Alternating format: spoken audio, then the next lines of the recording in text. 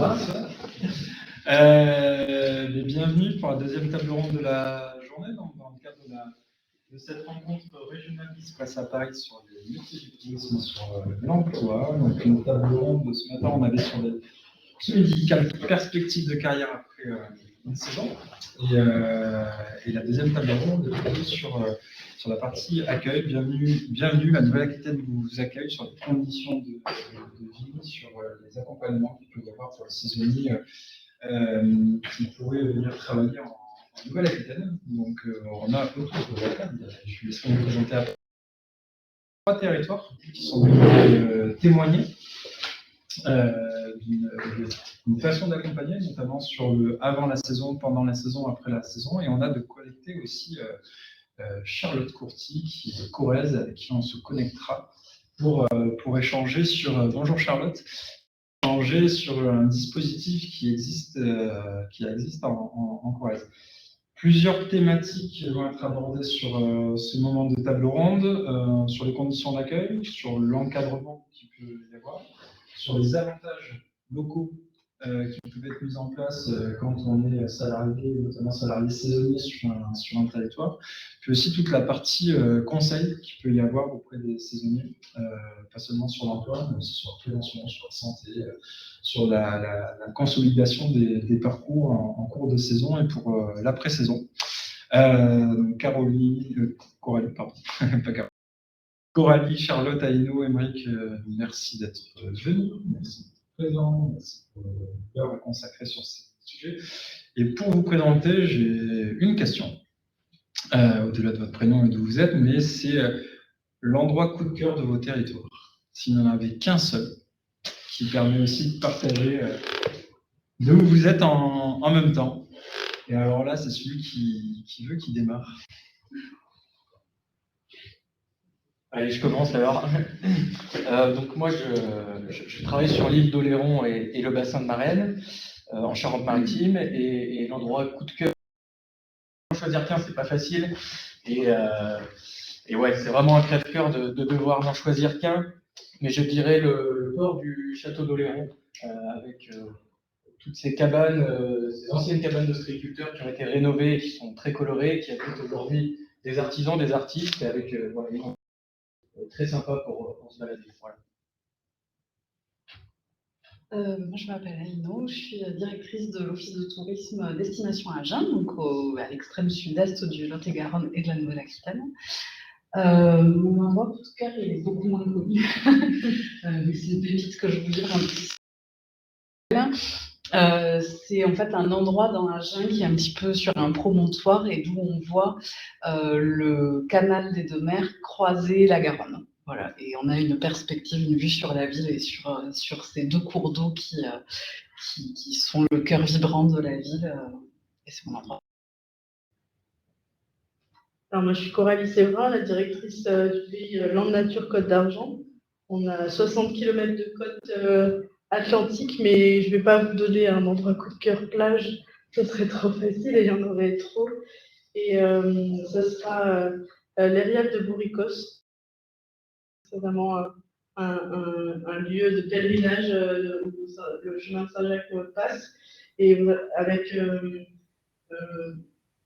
voilà, un endroit, on va dire, paysager encore dans son jus, entre guillemets, landais, avec l'ancien, donc un espace ouvert et où vraiment il y a un sentiment d'apaisement, puisqu'il y a la chapelle de Bourricos, donc sur le chemin de Saint-Jacques, avec une œuvre d'art contemporaine qui a été faite sur le plafond de la chapelle en bois. Et voilà, c'est un peu le coup de cœur que je veux partager, en tout cas ce soir. Bon, on peut faire un petit décrochage avec Charlotte. Bonjour Charlotte, un petit coup de cœur de Corrèze. Ouais, vous m'entendez là? Très bien. Super. Donc Charlotte, je m'occupe de Corrèze Accueil au niveau du conseil départemental de la Corrèze pour accompagner à l'installation. Moi, mon coup de cœur, en fait, c'est assez simple. Alors si vous venez en Corrèze, je peux vous permettre de le voir, mais c'est la terrasse de chez moi. Avec la vue et le fait que j'ai les couchers de soleil le soir et ça, c'est mon quotidien et je trouve ça génial. Donc voilà, ça, c'est mon coup de cœur. Après, si vous voulez des bons plans, pas de souci, vous m'appelez, puis je vous donnerai des endroits, super à visiter en Corrèze. Mais voilà, la vie au quotidien, elle est super chouette parce qu'on a des superbes vues et c'est vallonné.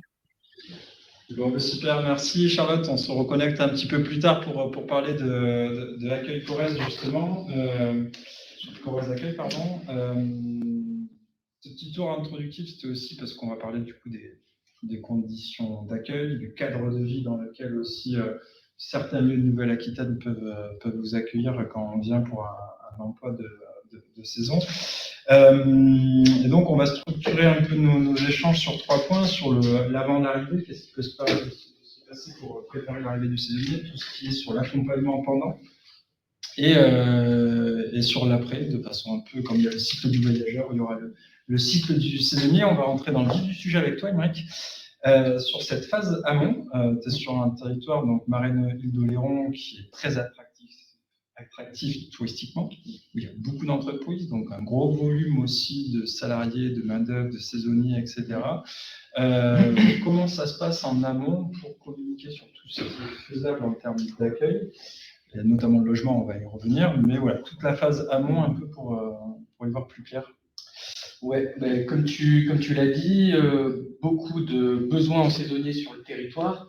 On parle de 2 à 3 000 saisonniers chaque année et forcément un besoin de faire venir des gens qui ne sont pas sur l'île d'Oléron parce qu'on ne peut pas répondre localement à tout ce besoin de main-d'œuvre. Donc on a forcément, j'allais dire, des démarches qui vont être effectuées par ces saisonniers qui sont en recherche d'emploi, qui sont en recherche de logement, qui sont sur le territoire, parce qu'ils ne connaissent pas forcément le territoire, même si certains, on s'en rend compte, sont souvent venus en vacances quand ils étaient un peu plus jeunes, ce qui fait qu'ils sont encouragés après à revenir chez nous. Mais bref, on s'est rendu compte que finalement, pour rechercher chacune de ces informations, il fallait aller à chaque fois sur des plateformes différentes. Si je recherche un emploi, il faut que j'aille sur le site de Pôle emploi ou d'autres plateformes, puisqu'aujourd'hui, il y a quand même assez... j'allais dire, un catalogue de plateformes possibles sur les rechercher aussi cette info. Bref, sur les différents critères, c'était assez éparse et on s'est dit pourquoi pas créer un site dédié, un site internet dédié au public saisonnier, au même titre qu'on fait des sites internet dédiés aux touristes, finalement pour regrouper ces informations, qu'il s'agisse de transport, sur le cadre de vie, les bons contacts, qui je contacte pour avoir un accompagnement sur le logement, qui je contacte pour avoir juste des informations sur le transport, encore une fois, ou d'autres éléments. Donc, on a créé ce site très simple, qui va à l'essentiel et qui nous permet de regrouper toutes ces infos-là. Et finalement, on s'est rendu compte que c'était déjà un premier pas vers la préparation de sa saison. L'idée, c'était vraiment de faciliter la préparation de la saison. Il y a aussi des groupes Facebook qui marchent très bien. Ça, c'est pas nous qui les avons créés, mais ça fonctionne un peu sous notre contrôle. Au début, j'avais regardé ça d'assez loin. On est membres dans les groupes. Aujourd'hui, on a plus de 10 000. Et finalement, c'est là-dessus qu'on va aussi aller chercher des informations. Donc, voilà. Ça s'entraide, ça se donne des conseils, ça prépare. Ça fonctionne vraiment comme une communauté. La plateforme web, enfin le site internet que vous avez créé, c'est connu des employeurs, c'est poussé dans les annonces. Les éléments d'aide à l'arrivée sont donnés en argument pour créer des offres d'emploi côté employeur aussi. C'est diffusé comment? Alors, c'est diffusé. Alors nous déjà, on le fait connaître vraiment à nos partenaires. Après, on ne peut pas y mettre des offres d'emploi directement. On va on a une rubrique offre d'emploi qui va rediriger vers le site Pôle emploi, mais avec des recherches prédéterminées, géographiquement ou en termes de contrat et de métier. Donc, on facilite la tâche, on clique sur un lien, on a accès à toutes les offres d'emploi Pôle emploi. On regroupe en fait sur une page les différentes plateformes dont on parlait, et on encourage à faire diffuser cette information par le Pôle emploi, par toutes les institutions et les partenaires qui gravitent autour de ce public saisonnier. Ok. On prend le Baluchon, on descend un peu plus au sud, on va dans les Landes, Coralie. Physionomie du territoire un peu identique, attractif, beaucoup d'offres touristiques. Saturé aussi, hein, c'est les éléments qu'on a, mais pourtant 45% des saisonniers sont de l'extérieur du territoire. Comment vous jouez un peu le travail en amont d'une saison, notamment avec les employeurs, pour réussir à trouver du monde et un bon accueil aux employeurs? Après, on a aussi un historique, la plateforme Nomade qui est labellisée Maison des saisonniers, elle existe depuis 2009. Donc, ça fait quand même aussi une belle visibilité sur le territoire. Et voilà, on a un peu un guichet unique pour les saisonniers, que ce soit pour les employeurs ou les travailleurs, avec l'offre des offres d'emploi, de logement. Sur le site internet depuis peu, mais maintenant on le fait, on peut diffuser une offre.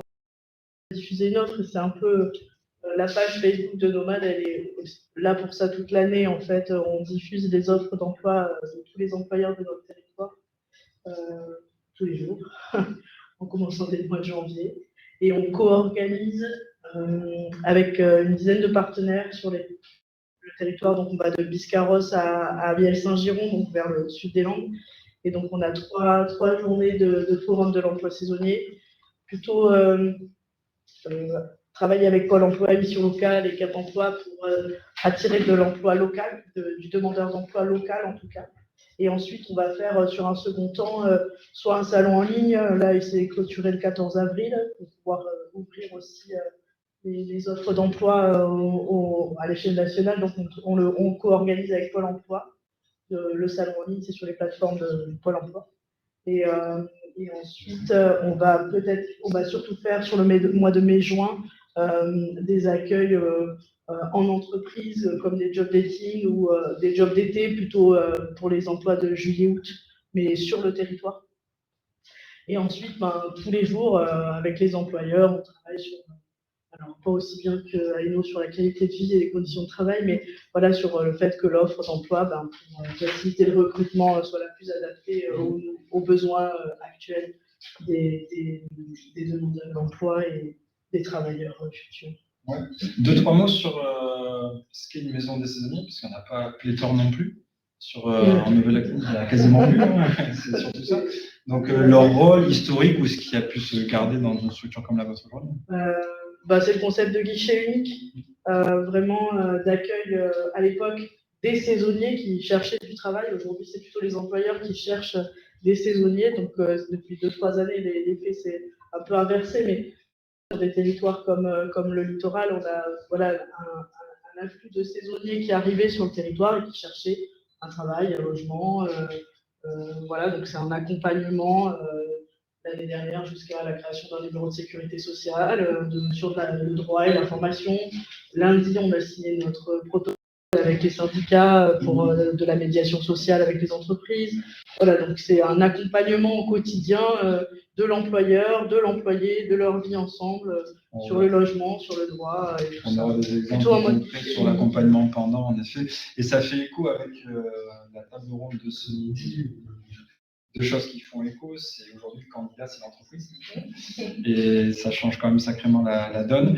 Et d'autres espaces d'aide, notamment les espaces régionaux d'information de proximité qui ont été évoqués ce matin et qui maillent le territoire pour faire aussi ce job-là. Donc après avoir pris le Baluchon pour aller des Charentes, des Landes, on va tirer une droite et on va rentrer dans les terres côté de Lot-et-Garonne, on va à Agen. Pas tout à fait le même profil de territoire, même une faible proportion de saisonniers qui viennent de l'extérieur. Très faible, donc plutôt des saisonniers, oui, mais des gens locaux. Donc, pareil, même question.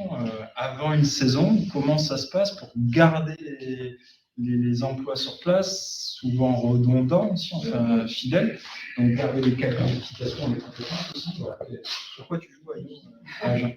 Alors nous, pour vous donner un ordre de grandeur, Amic parlait de 3000 saisonniers qui arrivent chaque année. Nous, on est plus autour de 900, mais encore, on est assez large. Effectivement, on a pas du tout la problématique de trop d'afflux de saisonniers, au contraire, puisque nos jeunes ont plutôt envie d'aller travailler chez nos voisins. Donc, on a vraiment l'obligation de se rendre attractif. Et pour ça, alors nous, à l'Office de tourisme, on a mené une démarche depuis 3 ans maintenant d'amélioration de la qualité de vie et des conditions de travail. Et c'est une démarche qu'on a menée d'abord nous tout seuls en interne et puis qu'on a commencé à diffuser en travaillant avec quelques entreprises, notamment des entreprises touristiques. Et finalement, c'est vraiment là-dessus qu'on va communiquer auprès de nos locaux. C'est de leur dire, chez nous, vous serez respectés, le droit du travail sera respecté.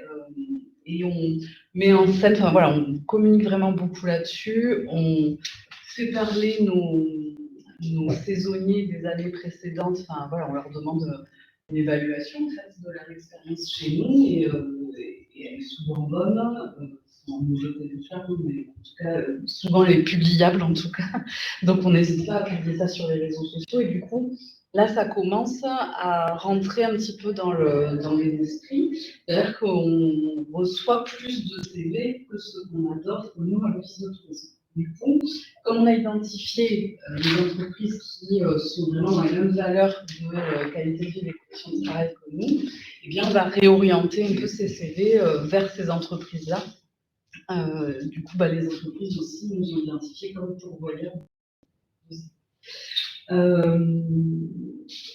Aujourd'hui, ça fait combien d'entreprises que vous animez sous cet endroit? Vous avez plusieurs entreprises sur lesquelles vous travaillez sur plein de sujets différents, comme dans n'importe quel office de tourisme, mais vraiment sur cette spécificité des qualités et conditions de travail qui ne sont pas forcément le sujet sur lequel tout le monde part de suite.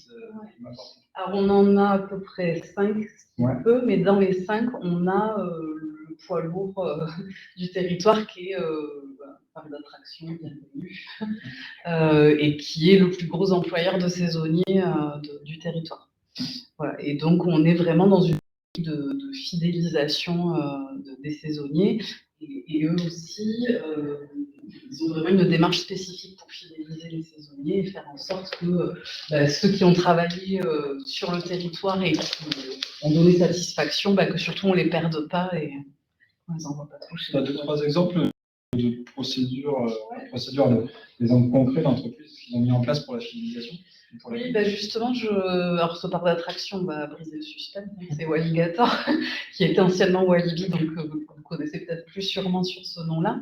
Je leur ai posé la question et en fait, ils ont plusieurs démarches. Déjà, l'intéressement qui est offert à tous les salariés est plus important pour les saisonniers. Donc, il y a déjà cette première chose dont bénéficient les gens dès la première année où ils travaillent sur ce parc.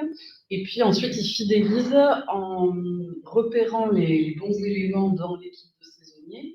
Et à la fin de la saison, ils envoient un courrier à ces jeunes-là en disant voilà, on a beaucoup aimé travailler avec toi. Si tu veux revenir travailler pour nous l'année prochaine, voilà les postes dispo, tu choisis celui que tu préfères. Donc déjà, voilà, sur une deuxième année, les jeunes sont prioritaires sur certains postes puisqu'ils ont le choix.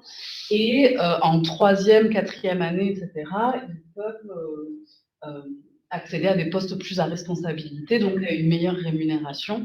Et il y a des gens qui passent 5 saisons entières chez Walligator parce qu'ils sont bien traités et qu'il y a des vrais avantages qui sont... Et puis de monter en compétences, et de responsabilité, ça fait encore écho à ce qu'on voyait ce matin sur passer de la saison à une carrière et d'être accompagné en formation pour y arriver. Donc, pas forcément de gestion du flux, conditions d'accueil, pas forcément être attractif plus que ça, mais garder les compétences des saisonniers qui sont aussi des locaux.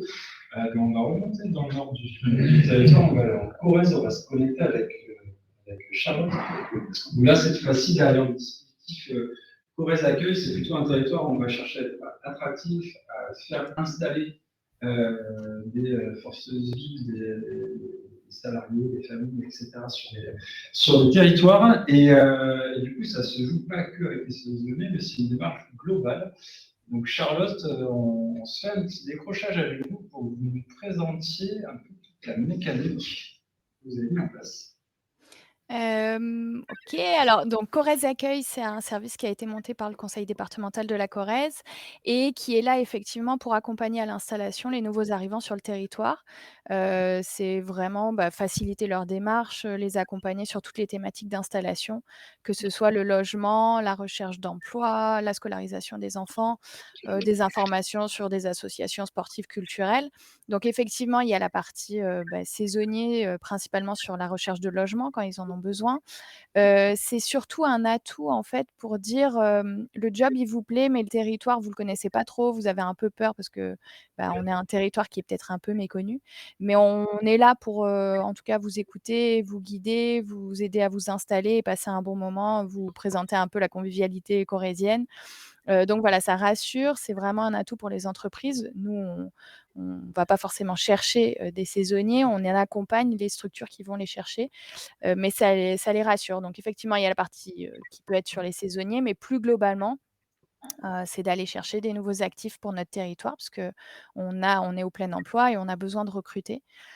Donc voilà, on accompagne les entreprises dans leur recrutement, on accompagne les secteurs en tension, pour faire connaître le département et derrière, faciliter un petit peu toute leur démarche. L'accompagnement se fait d'abord avec les entreprises ou vous avez un contact direct avec les salariés? Alors il y a les 2, soit quelqu'un nous contacte directement et dit: «Bah, j'ai un projet d'installation en Corrèze», donc on leur répond sous 48 heures pour savoir, bah, quel est le projet. Parfois, c'est juste aussi les écouter, les guider, identifier les besoins et derrière on met en place des choses. Et puis aussi, on a le contact via l'entreprise qui, elle, communique dans ses offres d'emploi en disant: «Bah, voilà l'offre d'emploi et en plus sachez que, on est partenaire de Corrèze Accueil qui vous accompagne dans votre installation». Et là, souvent, les entreprises aussi nous basculent, les nouveaux salariés ou les candidats qu'ils ont et qui sont intéressés par l'emploi pour qu'on puisse répondre plus globalement au projet de vie. Donc il y a les 2 entrées. OK, merci. L'étape étant donc le projet de vie, il rentre en contact avec vous.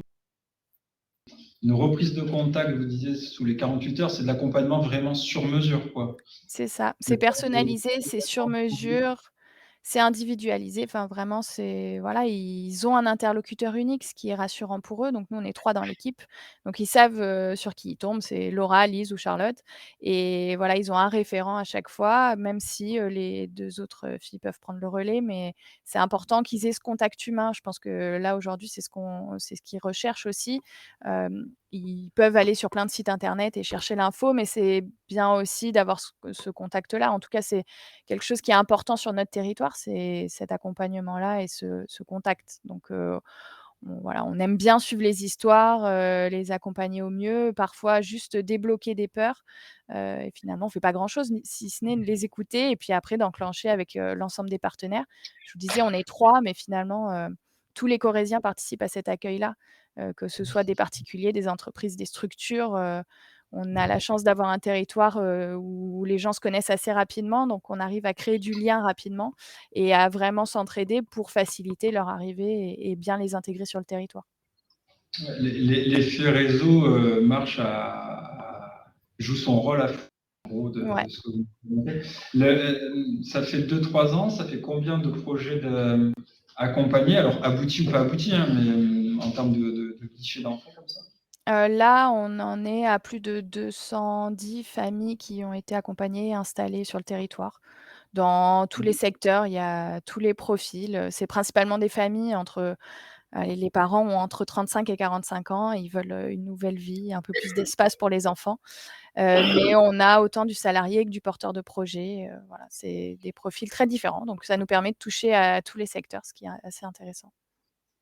Et donc oui, on disait donc 220 familles à peu près en 2 ans, 2 à 3 ans, c'est ça? 2 ans, ouais, 2 ans, le temps de monter le service aussi, puisqu'il a vraiment que 2 ans. Un bon petit rythme et avec le recul pour s'immerger dans votre métier aussi, c'est quoi les 3-4 questions récurrentes, les peurs auxquelles vous faites face ou vraiment les sujets d'accompagnement qui permettent de faire les déclics d'installation? Les principales problématiques, c'est, bah, l'emploi du conjoint, Il y en a un des 2 qui a trouvé un emploi, mais le conjoint, bah, il faut trouver, donc ça, il faut activer des réseaux. La recherche de logement parce que, bah, tout le monde veut un petit peu la même chose, donc voilà, c'est de trouver à chaque fois le bien qui va leur correspondre. Et après les peurs, beh, souvent quand c'est les familles, on sait qu'on va bouger les enfants, donc on veut être sûr de son choix et ce côté rassurant, en fait, il est important pour eux parce qu'ils bougent pas tout seuls. Quand c'est une personne solo, bon, l'engagement est peut-être un peu plus facile, enfin, le changement est un peu plus facile. Quand on a des enfants, on a besoin de se dire: «OK, je sais où je les emmène, ça va être sympa, il y a des activités», voilà. Donc c'est sur ça aussi qu'on les rassure et bon après on est nous-mêmes des témoins d'installation, on dans le service, on est, voilà, des gens qui se sont installés il y a pas si longtemps, même si on d'origine corésienne, mais on a fait cette démarche-là, donc on sait les peurs un petit peu par lesquelles ils peuvent passer et ça nous permet de leur parler de notre expérience, de leur faire rencontrer des gens qui se sont installés et savoir par quelle étape ils sont passés, comment ils ont été accompagnés. Donc c'est beaucoup de l'échange effectivement. D'accord. Concrètement, en termes de site web ou de numéro à appeler pour avoir le premier point d'entrée, c'est quoi, Charlotte?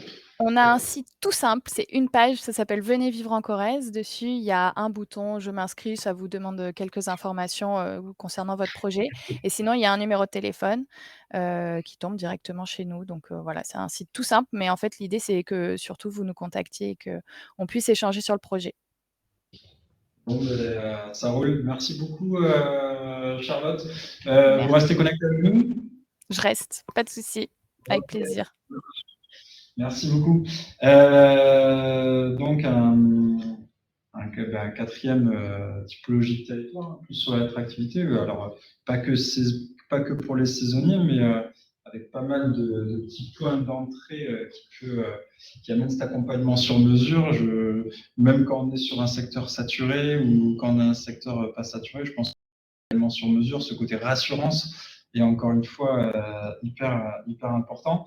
Ça permet de faire la transition avec la deuxième entrée, puis le pendant la saison, où là c'est souvent très très riche. Et Noémie, je reviens vers toi. Le pendant, vous le bossez depuis un sacré bout de temps. Vous faites même figure un peu de précurseur parce que le travail de fond se fait avec la collectivité, avec les employeurs, avec l'office de tourisme, etc. Il y a notamment des avantages avec saisonniers sur le territoire, avec le pass. Voilà. Est-ce que tu peux nous décrire un petit peu tout ça? Oui, bien sûr. Merci, c'est gentil. Tu veux. Alors, le pass saisonnier, très concrètement, c'est une petite carte qui permet aux saisonniers d'avoir accès à tout un tas d'avantages sur le territoire. Alors, même si voilà, on a pu être précurseur là-dessus, on n'a rien inventé. Et en fait, pour tout vous dire, on s'est même inspiré des stations de montagne. En échangeant avec eux, ils nous ont expliqué un peu ce qu'ils faisaient. Et cette petite carte, ils la mettaient déjà en place, mais pour un autre objectif. C'est que dans les stations de montagne, la vie est chère. Et en fait, c'était surtout pour avoir des réductions dans les commerces, et notamment tous les commerces alimentaires, pour que les saisonniers puissent faire leurs courses sans trop se faire allumer. Voilà. Nous, on l'a fait un peu différemment, et notre réponse date de 2018 est plutôt sur la stratégie d'accueil du territoire. On se pose souvent la question de, oui, dans les offices, on accueille environ un touriste sur 10. Finalement, comment toucher les 9 autres?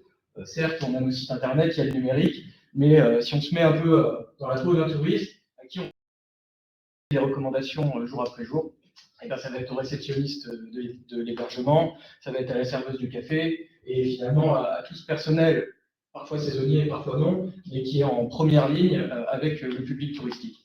Et on avait tenté des formats un peu classiques de formation. Allez, une journée, on va vous expliquer ce qu'il y a à faire sur le territoire. Et finalement, on n'avait pas grand monde qui se présentait à nos portes.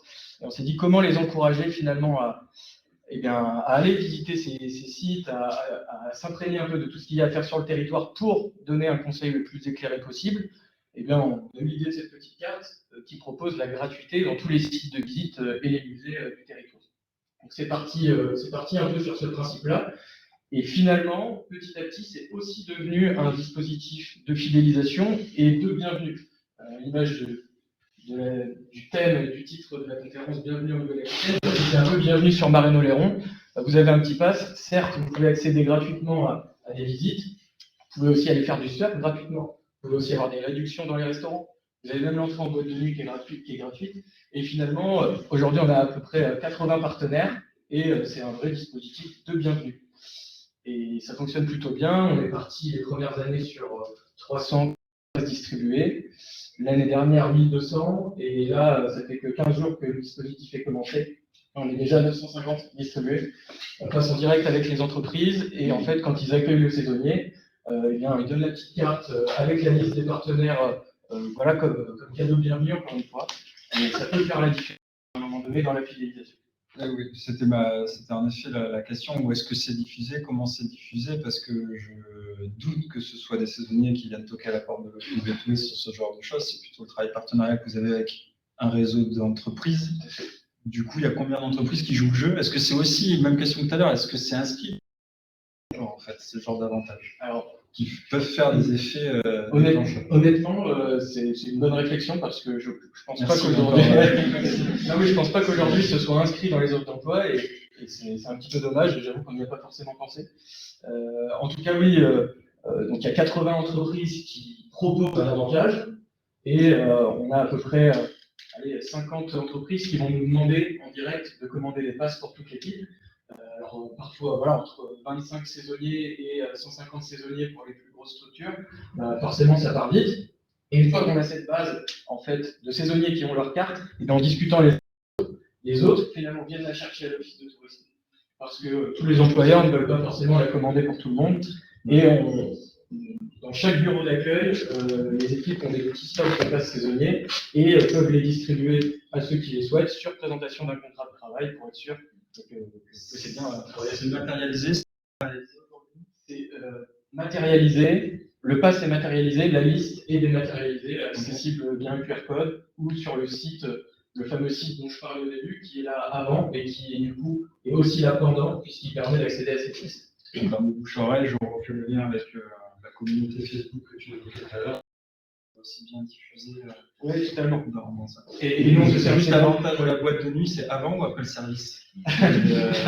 Entre deux services. Entre deux services. Voilà, c'est ça. Ok, bon, on y reviendra. Coralie, il y a aussi le pass. Oui, on a piqué l'idée à Émeric. Même si je viens de Barcelonnette des Alpes, j'ai pas piqué l'idée à la montagne, mais à Émeric il y a 3 ans. Et tu l'as dit aussi depuis le début, nous on a un problème de flux. On a 6000 saisonniers sur le territoire. Et dès la première année, on avait 150 entreprises partenaires. Et les 2 premières années, on ne pouvait pas distribuer 6000 cartes, ni papier, ni plastique, ni passer par les employeurs, ce n'était pas gérable. Donc là, cette année, on dématérialise la carte. Dès que j'ai mon contrat de travail, je peux scanner mon contrat, la photo pour mettre sur la carte de réduction et on aura donc la carte de réduction dématérialisée et on en profite. L'application Nomade en même temps avec les offres d'emploi, de logement et voilà le petit kit maison des saisonniers sur l'application. Parce qu'effectivement, c'est pas gérable d'aller voir tous les employeurs, leur distribuer des cartes. On n'est que 3 aussi à l'équipe et pas toute l'année. Il y a une personne à l'année et pas tout le monde sur le reste du temps sur le terrain. Et après, en fidélisation, on n'était pas forcément sur les cadeaux parce que ça fait beaucoup d'argent après aussi, et plutôt sur le service. Et donc depuis 3 ans aussi, ce sera la 3e édition cette année, on met en place des journées prévention santé. Ouais, donc c'est vraiment une autre pente d'accompagnement pendant la saison. Ouais, donc ça se fait beaucoup en montagne avec la mutualité française, des choses comme ça. Donc, on met en place sur 3 jours en début de saison, vraiment la première semaine de juillet depuis 3 ans. Et on va faire un village de prévention sur les 3 communes en concession. Donc on a des partenaires, une dizaine de partenaires, du CGID, de la Ligue du cancer, contre le cancer, de l'école d'ostéopathie Bordeaux qui vient faire des stages, des interventions, une nutritionniste, le bus de la vue, voilà, pour des bilans de vue et auditifs. Voilà, on a un petit village comme ça qui se construit sur une demi-journée, voire 3/4 de journée, sur 3 fois dans la semaine. Et ça se passe quand ils ont 5 minutes et les employeurs jouent vraiment le jeu. que quand on descend de la montagne et quand j'arrive direct à la 3 fois toutes les semaines pendant la saison? on le fait une fois, 3 fois dans 3 jours en fait, pour faire Biscarrosse-Plage, mise en plage et donc c'est 3 demi-journées et voilà, si les saisonniers n'ont pas pu venir sur un, ils viennent sur l'autre. Les entreprises, c'est bien ancré, pardon, je t'ai coupé, mais ils laissent du coup le temps de pouvoir y aller. C'est sur rendez-vous. Vraiment... Alors, c'est pas sur rendez-vous, c'est gratuit, libre, ouvert. Alors, on a un peu décalé les horaires pour cet été, c'est de 13h-18h, parce que c'est des temps de coupure aussi pour la restauration. Ça marche vraiment bien parce que derrière, il y a des suivis aussi médicaux qui peuvent se faire. Et voilà, ça permet un temps aussi aux saisonniers de prendre soin de lui et ça fait partie des choses dont les employeurs sont assez satisfaits aussi. Oui, il y a une vraie complémentarité de service par rapport à ce qu'il y a en dehors du cadre de l'entreprise, à une autre justement en dehors du cadre de l'entreprise pendant la saison. Vous, ça se joue sur quoi? Il n'y a pas de passe, mais c'est les communications sur des événements. Quoi faire en dehors des heures de boulot? Ouais, ça.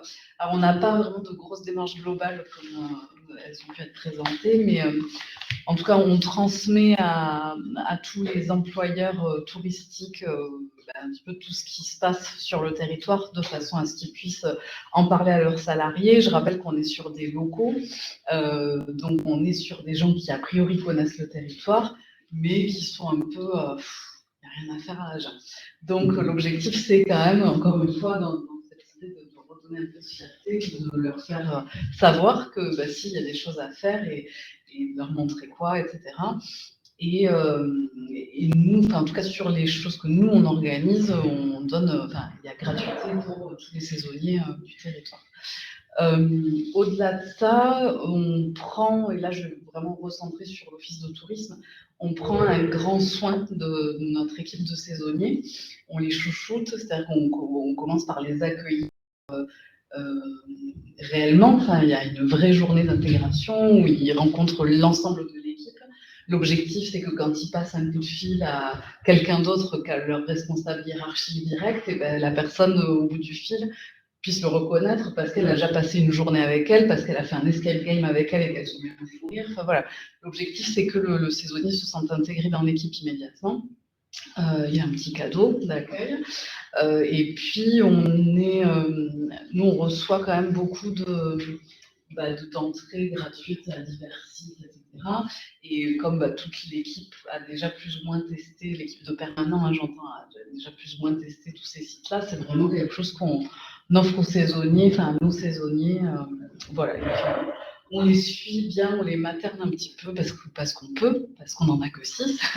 Des offices qui en ont une trentaine, voilà, nous on en a 6 et on les chouchoute de toute façon. Et ça ne vous empêche pas de bien bosser? Non, du tout. Donc... Non, absolument. Dans cette logique de fidélisation, où, que ce soit le secteur plus privé ou parapublic, un peu qu'on a dans les offices de tourisme, les mêmes enjeux, c'est pas les mêmes volumes, mais il y a les mêmes enjeux de fidéliser les compétences qu'on a vues. Parce que là, on était dans le vide, on voit pleinement la saison sur le côté joli. On a des passes, on a des journées de prévention, on choisit bien le saisonnier, mais pendant la saison, à certains endroits, il y a un vrai sujet sur les logements quand même. Donc, petit échange sur ça, qu'est-ce qui est mis en place, notamment dans les Landes, notamment avec les entreprises, l'expérience aussi de ce que vous rencontrez comme entreprise. Hein. Qu'est-ce qui se joue? Comment on arrive à trouver des solutions sur ça? Parce que c'est un nœud quand même essentiel sur les territoires à forte touristicité. Je commence. C'est libre. Sur notre territoire, c'est pas que le logement saisonnier, il y a un problème. C'est le logement tout court. Ils ont vraiment place pour tout le monde. Sur les logements sociaux, il y a 4000 demandes pour 1000 attributions dans le département. C'est compliqué aussi sur tout type de logement. Donc, on a accompagné les collectivités, plutôt communautés de communes, dans leurs plans locaux de l'habitat. Ils sont en train de travailler avec des cabinets. Sur Nomade, ça fait plusieurs années qu'on fait du porte-à-porte et on cherche des logements toute l'année, avec la collaboration des partenaires. On a un appel aux propriétaires de manière générale pour accueillir chez soi, soit en colocation, soit en habitat partagé, soit sur des résidences secondaires qui restent depuis un certain temps. Donc on a des logeurs avec qui on travaille depuis un certain nombre d'années. Cette année un peu plus, on a remis un petit peu, on a un peu plus de logeurs privés, on va dire, avec qui on peut travailler et qui acceptent la colocation, parce que le profil de saisonnier, c'est aussi particulier. Ça a une bonne réputation, on va dire. Donc, les propriétaires, des fois, il faut aussi les convaincre. Donc là, c'est beaucoup l'humain qui joue. Sur, voilà, lever les peurs, comme disait Charlotte tout à l'heure. Comment je peux confier ma maison de famille à quelqu'un que je ne connais pas et qui vient faire la fête tout l'été. Donc, c'est compliqué. Et donc, nous, depuis 2013, sur le territoire, on met en place aussi un partenariat avec le lycée et la région. Et donc, on rend possible la location des chambres de l'internat du lycée, parce qu'on n'a qu'un lycée sur le territoire. On en aurait plusieurs, on fait plusieurs lycées. Mais... Donc, la location des chambres de l'internat. Du lycée, on a 102 lits. Et ensuite, c'est un travail de collectivités qui sont aussi, pour certaines, classées communes stations ou stations tourisme pour quelques collectivités. Qui ont fait leur convention logement saisonnier avec l'État depuis la loi montagne de 2019 et qui se sont aussi engagés à faire de la communication, de la sensibilisation, de l'investissement. Donc, on a quelques investissements qui peuvent se faire sur quelques sites un peu en tension. Et puis, avec la loi de finances qui va changer aussi l'année prochaine, on va pouvoir avoir la possibilité de mettre certaines communes, voire tout le territoire en zone tendue. Aussi, il y aura tout ce travail de l'invisible que tu es en train d'évoquer, hein, c'est toute la préparation aussi en amont et qui fait qu'après c'est visible dans l'application Nomade, dans un site comme tu vois, Eric, des éléments complémentaires sur ce travail d'hébergement que vous avez en particulier. Déjà, quand j'entends ce qui vient d'être dit, j'ai l'impression qu'on travaille vraiment sur le même territoire. Problématique, complètement. Avec une petite différence peut-être pour nous, c'est le côté insulaire, qui fait que forcément on a moins de solutions de repli. Les Landes, c'est une île, hein, je trouve. Ouais, voilà. Et ouais, on est un petit peu au pied du mur. Et du coup, on est obligé de trouver des solutions finalement. Et je reprends l'exemple des montagnes qui en sont rendus à dire finalement, c'est un emploi proposé pour un logement proposé. Et on va arriver sur ces questions-là. Et les entreprises se sont saisies de la problématique. Souvent, les élus pensaient que les employeurs leur remettaient la responsabilité aux collectivités de développer des projets. Et en fait, on s'est rendu compte que petit à petit, les entreprises proposent de vraies solutions de logement. On a mené une enquête en 2022. On a eu 150 entreprises répondant et 45% proposaient des solutions de logement. Et il n'y avait pas que des campings, hein, parce qu'on sait bien que l'hôtel a priori de facilité à mettre à disposition un mobil-home que d'autres corps de métier. Mais on a des restaurateurs qui louent des maisons à l'année pour y mettre leurs saisonniers. On a de vrais efforts qui sont faits parce qu'on a compris que si on voulait accueillir des saisonniers avec des profils qui sont très marqués, etc., il fallait aussi s'en donner les moyens. Donc les entreprises, et quand on leur demande comment elles seraient prêtes à s'investir à l'avenir si la collectivité développait des projets, eh bien, elles seraient prêtes à investir, à réserver des logements et les proposer à ces saisonniers, à participer à loyer. Donc tout ça aussi nous montre que ça y est, ils sont prêts à vraiment s'engager.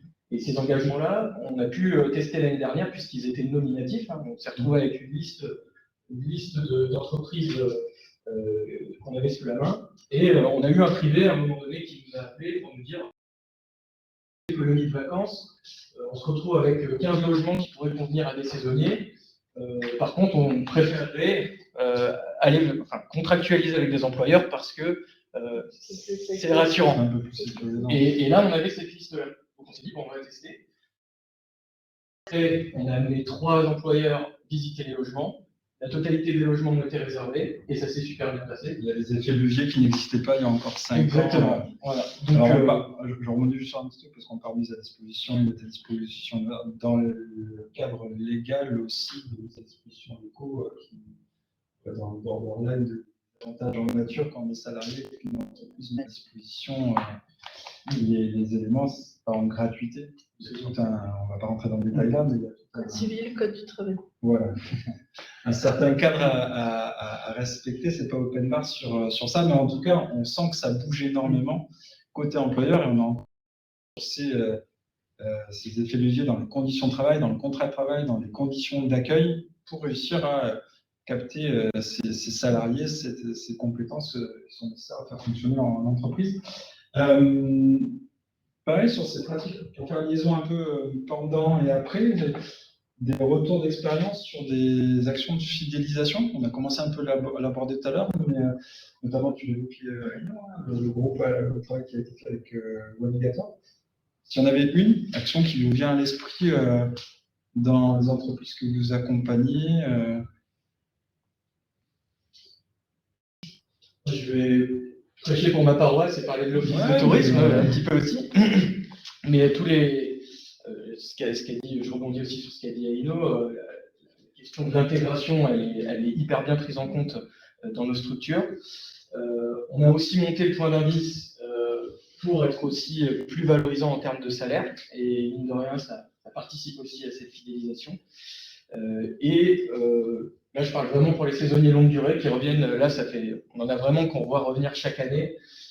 Les saisonniers longue durée d'au moins 6 mois. Tout un cycle déductour qui est mis en place entre avril et juin, avec l'ensemble où on va à la rencontre des prestataires, on va découvrir les activités, taux d'accueil des saisonniers, et vraiment ces temps-là qui sont sur le temps de travail leur permettent vraiment de se sentir bien dans la structure, de se sentir intégré, et avec l'ensemble des collègues, d'avoir cette cohérence. On est sur 14 bureaux d'accueil. Pour certains, s'ils ne se voient pas sur ces moments-là, ils se parleront au téléphone, comme tu l'as dit tout à l'heure, mais ils ne se verront pas. Voilà. Okay. J'enchaîne avec la dernière page de notre table ronde sur le après. Sur la saison, parfois on veut fidéliser, quand c'est très long, on veut vraiment fidéliser. On fait attention d'une année sur l'autre à travailler sur l'intersaison pour réussir justement à avoir des conditions d'accueil optimales. Aïno, pour revenir vers toi sur Agen, on va se focaliser peut-être sur destination Agen, sur le de tourisme pour le coup. Les saisonniers, sur le après, sur le reste de l'année, qu'est-ce que vous faites avec eux? Ça finit le 30 septembre et puis vous repartez au lycée? Alors, on les lâche pas tellement. Voilà. On leur demande de nous donner des nouvelles, mais souvent dans la saison, ils nous ont confié des choses. Ils nous ont confié notamment des craintes par rapport à ou des hésitations, pas forcément des craintes, mais voilà, j'hésite entre ces deux formations, je sais pas trop, les métiers du tourisme, oui, non, il faut que je fasse un dossier pour un master, mais je sais pas par quel bout l'attraper. Et là, pour le coup, on sort complètement de notre compétence d'office de tourisme. Ce n'est pas un centre d'information et d'orientation, mais en fait, ils sont là, ils sont avec nous. On a traversé ça aussi par le passé et du coup, on les aide. On les aide, on les suit sur leur parcours scolaire, puis leur vie professionnelle. Et ça a pour conséquence qu'au final, ces saisonniers, moi, c'est mon vivier de recrutement à long terme. J'ai une de mes saisonnières, pareil, dont j'ai suivi un peu le parcours. On se donnait des nouvelles de temps en temps. J'ai vu qu'elle faisait une formation en tourisme d'affaires et j'ai pu la recruter en CDI en tant que chargée du tourisme d'affaires. Autre exemple, j'ai une saisonnière là qui a commencé en avril, qui a fait 6 mois avec nous la saison passée. Elle repart pour 6 mois et j'ai un départ à la retraite bientôt. Bon, il y a de fortes chances pour que j'aille pas remuer ciel et terre pour trouver quelqu'un que j'ai déjà sous le nez, qui est brillante et qui est adorable, et voilà. Et je terminerai sur un dernier exemple. J'ai accueilli hier une stagiaire qui s'avère être une saisonnière de l'année dernière, qui va de nouveau remplir avec nous pour cette saison, et que je sentais perturbée parce qu'elle est en plein, justement, en train de faire ses dossiers de master. Et bon, on a pris du temps pour en discuter. C'est pas du tout le sujet du stage, mais c'est pas grave. En fait, elle a plusieurs semaines de stage, on aura le temps d'en parler. Donc là, on a vraiment pris un temps pour discuter de ses choix de master, de ce qu'il y avait à mettre dans les dossiers de candidature. Voilà. Donc, on dépasse. Tu prends vraiment une casquette d'accompagnement conseils en orientation pour fidéliser si nécessaire ou laisser partir si nécessaire Ouais, aussi. mais puis donner un coup de pouce. Enfin, je pense qu'on a tous dans nos carrières respectives le souvenir de quelqu'un qui à un moment nous a donné un élan, qui nous a tendu une main, etc. Et nous, enfin toute l'équipe, on a envie aussi de pouvoir jouer ce rôle-là dans la vie de ces jeunes qui transitent par chez nous, mais qui ont parfois d'autres destinées que de rester chez nous. Complètement. Coralie, sur l'après, sur tout au long de l'année, quels sont les enjeux chez vous, notamment face à cette concentration de saison, cette saturation Il y a plusieurs enjeux. Déjà, les jeunes, même s'ils viennent travailler chez nous, bien souvent ils repartent sur leurs études et c'est pas forcément sur notre territoire. Donc c'est aussi comment garder, fidéliser et permettre aux jeunes de trouver un emploi. Donc aujourd'hui, on a quand même si la saison s'allonge, on a quand même des CDD de 1 à 5 mois qui sont quand même des emplois précaires sur l'activité touristique. Donc c'est comment, même si on a on va dire les équipes permanentes et les emplois de avril, donc de Pâques à octobre, on va dire septembre, qui sont comment on fait de l'activité touristique une activité à l'année. Donc ça, c'est une vraie question aussi sur notre territoire parce qu'on en aurait les moyens et voilà, il y a assez de personnes pour que l'activité puisse se faire toute l'année. On a des stations qui, encore en hiver, sont fermées, donc, qui vivent pas forcément, même si aujourd'hui, on va dire, les villages plus stations comme Biscarros commencent à vivre toute l'année, un peu comme le bassin d'Arcachon maintenant. Mais c'est le début, c'est pas encore le cas et tout n'est pas ouvert tout le temps, toute l'année sur la plage, à proximité de la plage. Et donc c'est comment on fidélise ces gens qui viennent travailler, comment les demandeurs d'emploi qui existent aussi sur notre territoire. On a une de nos communautés de communes qui est en train de candidater au label territoire zéro chômeur longue durée. Donc on a aussi des enjeux sur le chômage sur notre territoire. Donc comment on rend accessible ces offres pour ces demandeurs d'emploi. Et ça, c'est un travail sur du long terme, sur toute l'année, et avec les employeurs, avec les partenaires, que ce soit le développement économique. On a quand même 25% de nos salariés à l'année qui sont embauchés par l'industrie, aussi sur notre territoire de tourisme. Donc, c'est laisser la place à tout le monde et que l'activité puisse se faire. Et que, on va dire, l'activité touristique, elle soit la moins impactante aussi négativement pour notre territoire. Voilà, tout le monde connaît les Landes avec les plages de sable naturelles, etc. Donc, il ne faut pas non plus qu'on vienne impacter plus le territoire. Donc voilà, c'est essayer de réfléchir à un tourisme responsable, un tourisme durable, avec nos partenaires et les entreprises. Oui, merci, parce qu'on revient sur la boucle du avant, pendant, après, où en gros on a les mêmes interlocuteurs, dans une logique de trouver les saisonniers, mais ce n'est qu'une activité parmi une autre. Donc déjà, pour l'implantation, je suis venu avec Charlotte de Accueil Corrèze, il y a aussi une logique d'implantation quand il y a nécessité ou autre. Mais, du coup, il y a plein d'autres secteurs de vision systémique. On bosse avec les mêmes interlocuteurs, mais sur des problématiques de territoire très différentes. Sur l'alimentaire aussi. Ça me permet de venir sur ces approches territoriales. Aymeric, vous aussi, un travail de fond. Le mot que j'ai des échanges qu'on a sur ces sujets, c'est la boucle saisonnière notamment. Est-ce que tu peux nous en dire plus, justement, ce projet ou ces expérimentations qui sont en cours? Alors, la boucle saisonnière, elle peut prendre deux formes. Soit la personne qui a fait sa saison sur le territoire de Marennes-Oléron souhaite rester sur le territoire.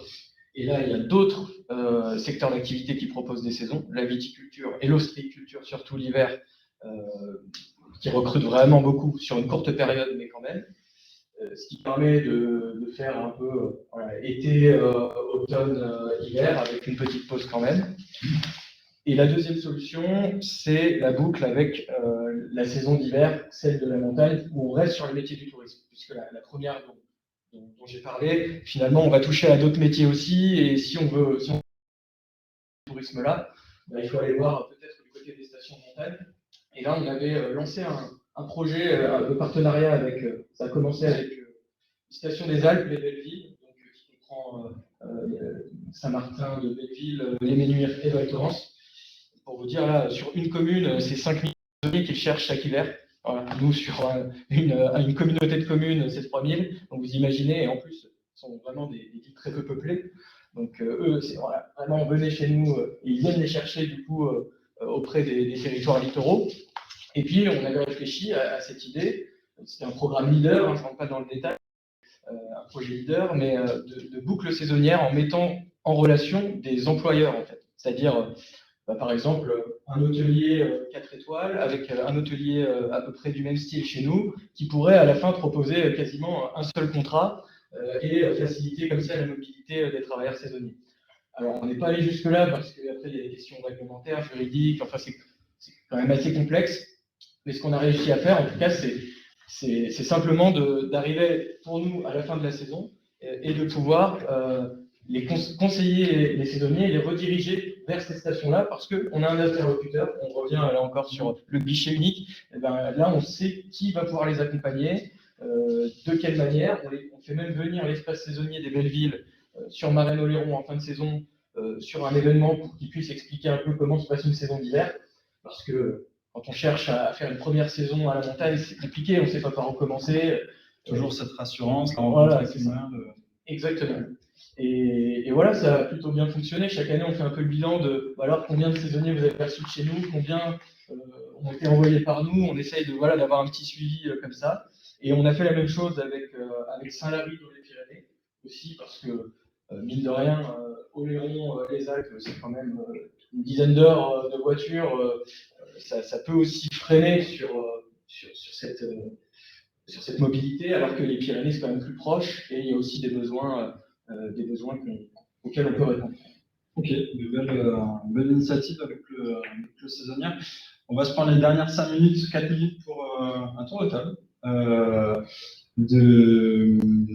Le dernier message que vous voulez passer, puis on va se reconnecter avec Charlotte, si elle est toujours connectée, puisqu'elle nous a...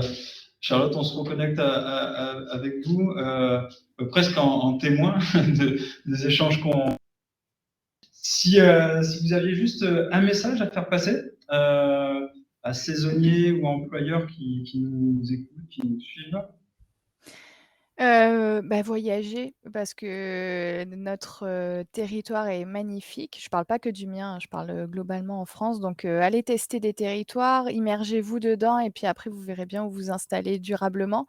Mais on a besoin de saisonniers, on a besoin d'emplois, donc enfin de gens pour voir les emplois. Donc, profitez de visiter et après quand vous aurez bien visité, vous saurez où vous avez envie de vous installer. Merci, Coralie. Faut changer. Hein.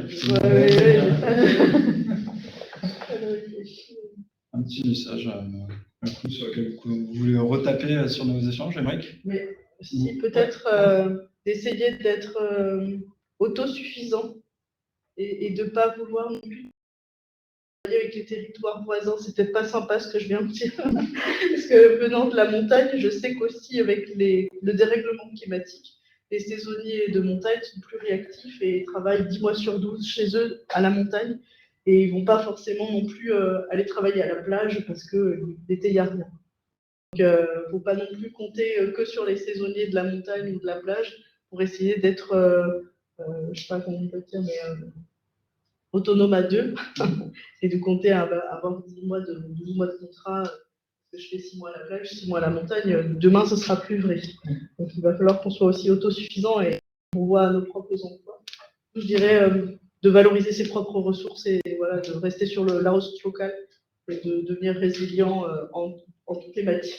On avait un très bon exemple ce matin dans l'hôtellerie de plein air de la polycompétence et comment l'évolution des pratiques d'un animateur remonte en compétence aussi sur la menuiserie, il retape les mobil-hommes et du coup le contrat passe de 6 mois à 10 mois dans l'année et comment cette mécanique peut se mettre en place. Émeric, un mot de la fin? Moi je dirais considérer les saisonniers, c'est-à-dire que ce n'est pas juste une main-d'œuvre supplémentaire qui vient pendant une courte période de l'année, mais un peu à l'image de ce que je disais sur le pass, c'est vraiment les considérer comme des ambassadeurs du territoire en fait, et c'est un peu notre credo. Et finalement, quand on leur donne la parole et qu'ils se sentent intégrés comme ça, ils s'accrochent vraiment aux valeurs du territoire et c'est très positif. Et un dernier mot, mais plutôt désolé, à destination des employeurs qui serait plutôt adapté, parce que j'entendais tout à l'heure les questions de qualité de vie au travail, de management. Voilà, je ne refais pas l'histoire sur comment les travailleurs du tourisme perçoivent le travail aujourd'hui et quelles évolutions il y a à faire dans nos milieux. Mais je trouve qu'il y a du boulot encore. C'était pour faire une transition sur le mot de la fin à Caillou. Pardon. Non, au contraire, c'est une transition. Oui, moi, mon mot de la fin, il va bien sûr être sur la qualité de vie et les conditions de travail, qui est pour moi l'axe majeur pour pouvoir avoir le moins de problèmes. Là, je m'adresse vraiment aux employeurs pour avoir le moins de problèmes de recrutement possible et pour changer en fait la vie dans le travail, pas juste avec les saisonniers, avec son équipe au quotidien, avec les permanents, avec les saisonniers, mais qu'en tout cas cette démarche-là qui est tournée vers l'humain, contrairement à ce que j'ai pu entendre chez certains de mes professionnels, non, la qualité du travail, elle baisse pas parce qu'on est sympa avec nos salariés, pas du tout. Et au contraire, en fait, on travaille dans de bien meilleures conditions et voilà. Moi, ce sera mon mot de la fin, de ne pas avoir de crainte à aller vers ces démarches-là, qui ne sont pas des démarches de bisounours, comme je l'entends souvent, mais qui sont juste des démarches normales et humaines. Ça marche. Je me fais le mot de la fin aussi pour remercier la région Nouvelle-Aquitaine, la maison de la Nouvelle-Aquitaine, le comité régional du tourisme, la MONA pour l'organisation et tous les partenaires qui étaient là, les filières, les têtes de réseau qui sont mobilisées sur la journée. C'est la clôture de la table ronde, mais c'est la clôture aussi de la journée. Merci à la maison de la Nouvelle-Aquitaine qui me fait le clin d'œil que c'est pas fini parce qu'il y a encore l'apéro derrière. On voit bien qu'on est dans les valeurs de la Nouvelle-Aquitaine, donc ça clôture bien la table ronde sur Bienvenue en région Nouvelle-Aquitaine. Et puis merci à vous. Bonne soirée.